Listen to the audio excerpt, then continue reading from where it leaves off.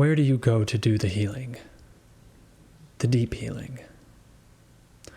The kind of healing that your soul is yearning for.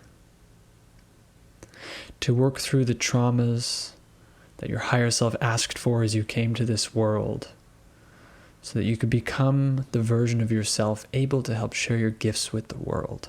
When does that healing take place? We often think that it takes place sometime in the future, at some retreat. Once I have the ayahuasca, once I have the shaman, once I have the meditation circle, the yogi retreat, once I have the money, once I have the free time, once I'm done with this job, once I deal with my paperwork, my taxes, once I'm just through this school year, once I'm done with what I'm doing right now. Because right now is hard.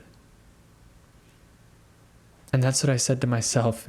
Right now is hard. I said it to myself for years. I don't have time to work on it right now. And I would numb the emotions as they started to bubble up. Pick your poison. Everyone's is different ways of dissociating. For me, it was marijuana. Every single day for 10 years. Not a lot, though sometimes a lot, but on the daily, not a lot. Just enough to round out the edges. Just enough to keep me from feeling what was trying to bubble up from inside. I don't want to deal with it right now. There are bills to pay. Time is money. I'll eat the mushroom. I'll drink the brew. I'll sit in meditation. I'll do the chanting. But don't let these emotions bubble up because I can't deal with them right now. What I've come to realize is that the work your soul is yearning you to do, your high self, can only be done here and now in the temple of God that is your body in this present moment.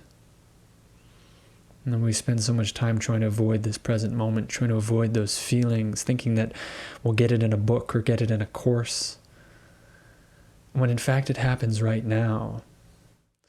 And the healing and growth you need to go through isn't always some glamorous one-time thing, and it's not going to be some realization. It's going to be some action you take that puts you into higher alignment.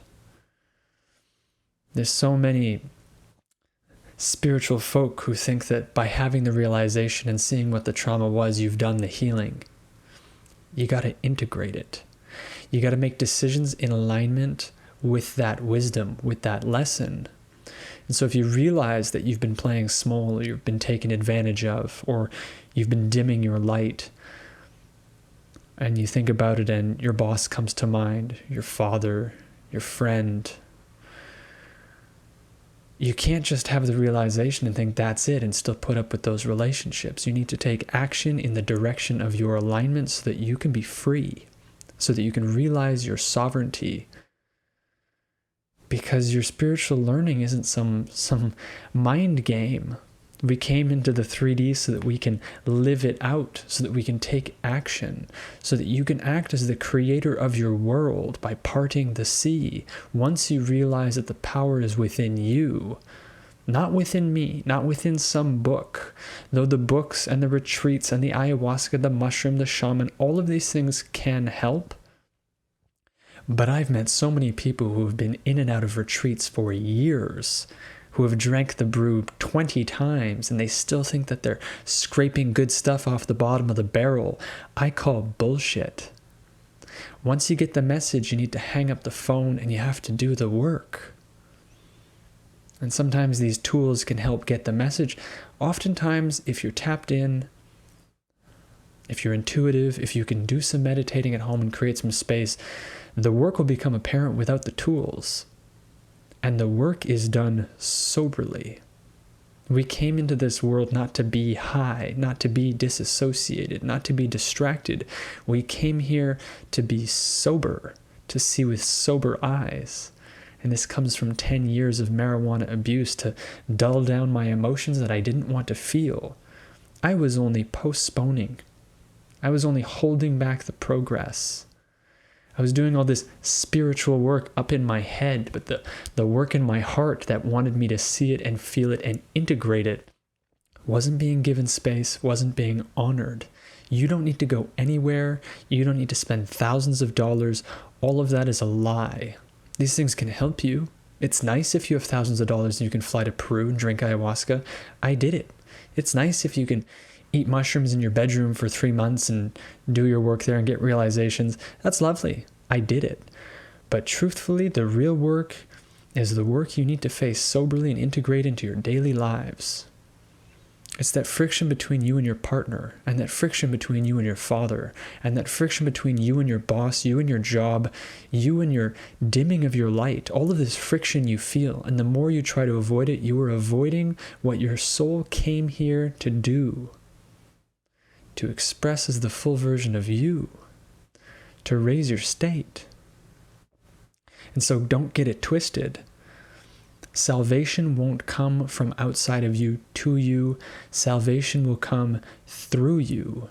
You are the son and daughter of the Lord, of God, of source energy, whatever you want to call it. You are it. You are the thing you've been looking for. It doesn't come to you. Your salvation will not come to you. It will come through you. It'll be the way you dance through the world.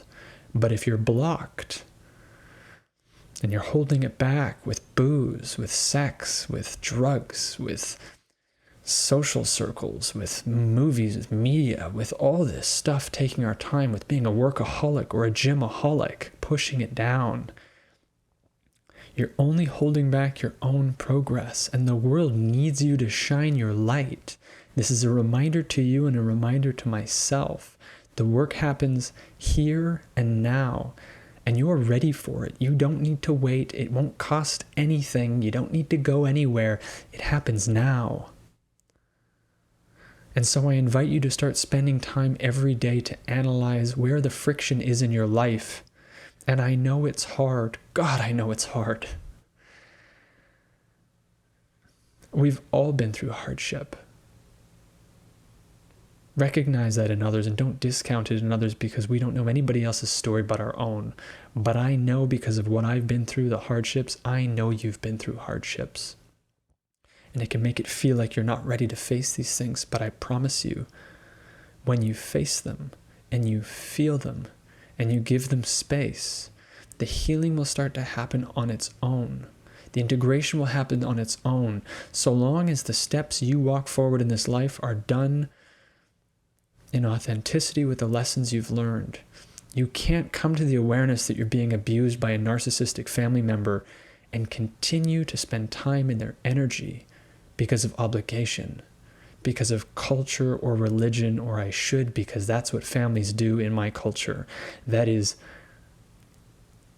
the bullshit of this world holding you down. You came here to be a light worker, to shine a light. And so you've been dimming your light. You got to identify the things that are holding you back from speaking your truth and being you and being the person that you are in love with, because that is the real you. And so long as you continue these actions out of alignment,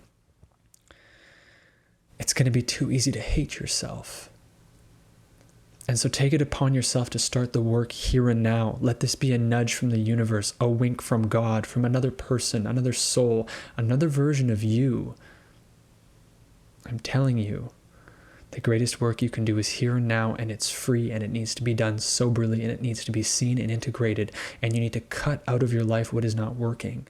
And if you're doing any of it because it's what your culture does, it's what you've done in your past, it's what they say you should do, those are all the excuses keeping you from you, your true self. And that's who we need right now.